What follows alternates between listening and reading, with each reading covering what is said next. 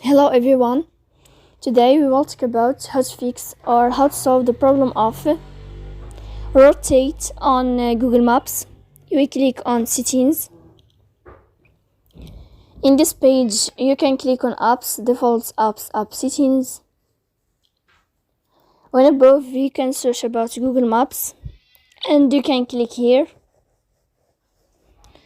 Then you can click on first stop and you can click OK.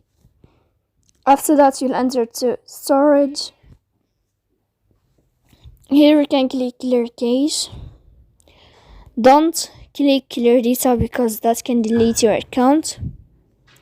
In the end you can go to Play Store, you can search about Google Maps and you can update your app.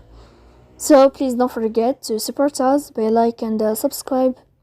See you next time in another video and thank you for your attention.